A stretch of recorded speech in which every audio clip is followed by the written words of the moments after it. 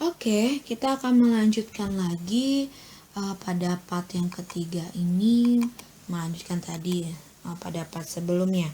Pada part sebelumnya kita tadi menjelaskan perkalian antara P dan Q.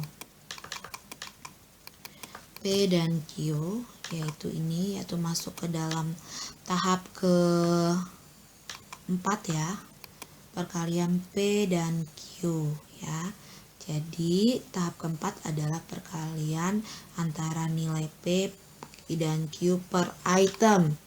Ini 0,09 ini merupakan perkalian P 0,9 ini dikali 0,10 pada poin nomor 1. Begitu juga dengan ini pada item nomor 2. Selanjutnya juga ini dengan ini merupakan item nomor 3 dihasilkannya ini. Ya. Paham ya, sangat mudah. Selanjutnya adalah menghitung jumlah P kali Q. Ya. Menghitung jumlah P kali Q.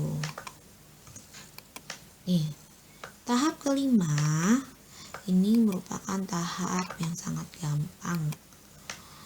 Kalian diharuskan menghitung jumlah P dikali dengan Q. Kita masuk ke dalam warna hijau pupus ini ya. Nah, ini merupakan tabel untuk menghitung P kali Q. Jumlah dari P kali Q. Jadi menjumlahkan dari perkalian P dan Q. P dan Q sudah didapat, jumlah proporsi benar dan jumlah proporsi salahnya sudah didapat, ini perkaliannya. Tinggal kita jumlahkan aja. Jadi jumlahnya itu sama dengan sum buka kurung, di blok aja tabel PQ-nya, ditutup kurung, enter. Didapatkanlah jumlah dari P kali Q. Ini merupakan penjumlahan P kali Q. Jadi sudah didapat ya sigma PQ ini. Sigma PQ ini merupakan koefisien yang harus terpenuhi dalam rumus KR 20. Jadi ini sudah didapat. Jadi apa yang belum didapat? N sudah diketahui. P dan Q-nya sigma P kali Q sudah ditemui. Yang belum diketahui adalah variansnya. Masih ingat rumus varians pada pertemuan sebelumnya? Ya, ini dia rumus varians supaya kalian lebih ingat lagi ya. Rumus varians.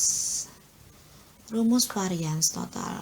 Kita hubungannya sekarang dengan varians total, tidak mengukur varians item lagi. Ini dia. XT kuadrat. Ingat, kalau sudah total berarti kita hubungannya dengan total dari setiap skor yang ada di dalam koresponden tersebut per koresponden. Ya, kita tinggal masukin rumusnya aja.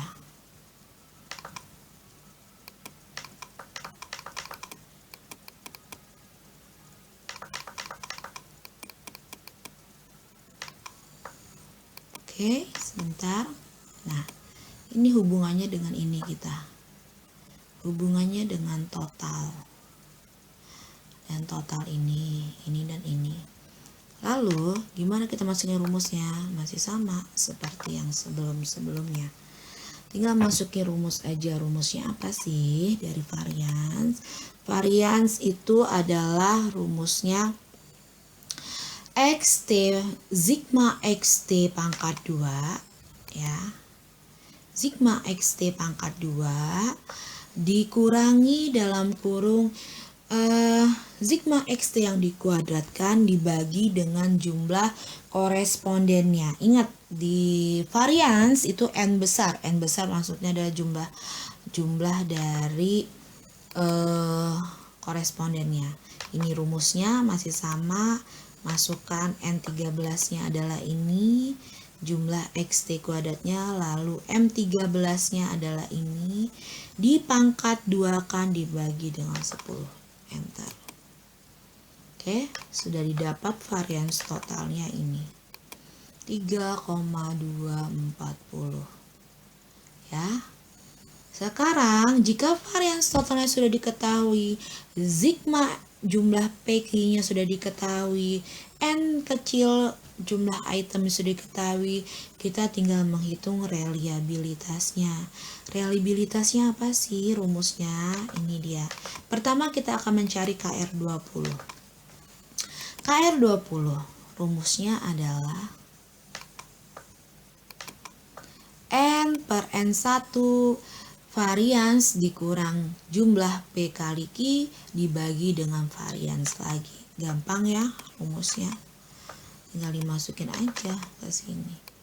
N-nya berapa? 10. Per dibagi 10 dikurangi 1. Lalu dikalikan, buka kurung lagi. Tolong diperhatikan ya kurungannya ada berapa, jadi kalian harus paham. C23 yaitu variansnya C23 dikurangi oleh jumlah PQ-nya C berapa nih? 21 per C23 lagi di enter. Hasilnya reliabilitas dari data yang di atas adalah 0,71. Ya. Sampai sini saya harap kalian paham. Selanjutnya kita akan mencoba belajar menggunakan KR21. Rumus KR20 dan 21 itu sedikit sama, berbedaannya cuman ada di sini ya. Maaf ini berantakan. Nah ini dia, untuk koefisien di sini masih sama ya, perbedaannya dia hanya membutuhkan MT.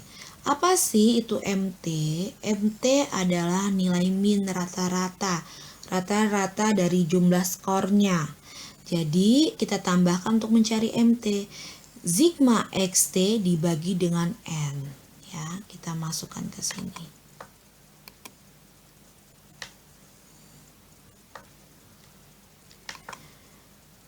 Sigma XT dibagi dengan M nih. Sigma XT-nya mana? M 13. Ini sigma XT, ya kan? Dibagi dengan N. N merupakan jumlah koresponden. Jumlah korespondennya 10. Lalu dienter aja. Jadi rata-ratanya ada 86. Setelah sudah didapatkan rata-rata, tinggal kita masukin ke KR21-nya. Rumusnya apa sih? Yuk kita dekatkan supaya kalian lebih paham.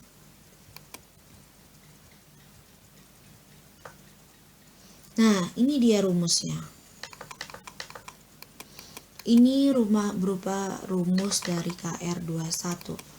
10N jumlah dari soalnya item per 10 dikurang 1 dikali 1 dikurang buka kurung C26 itu apa sih? MT-nya. Lalu dikali dengan 10N. N ini adalah 10 lagi, dikurang C26 lagi MT-nya, lalu dibagi dengan 10 dikali dengan C23. C23-nya apa sih? Yaitu varians. Jadi 10-nya N, S-nya dibagi varians. Diperhatikan ya tanda kurungnya, tolong diperhatikan. Tinggal dienter aja. Oke, didapatkan seperti ini reliabilitasnya. Oke, selesai untuk mencari rumus menggunakan kadar Karisan ini.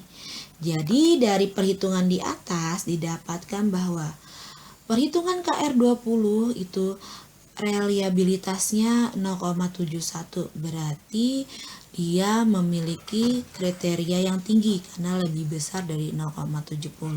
Sedangkan menurut perhitungan KR21 hasil reliabilitasnya adalah 0,9, berarti masih di bawah 0,70 walaupun tidak begitu banyak perbedaan. Makanya reliabilitasnya kurang memenuhi standar atau sedang. Seperti yang saya jelaskan kemarin bahwa lebih direkomendasikan untuk menggunakan KR20 karena perhitungannya lebih teliti. Sedangkan KR21 dia lebih mudah tetapi hasilnya kurang teliti karena dia tidak menghubungkan antara proporsi jawaban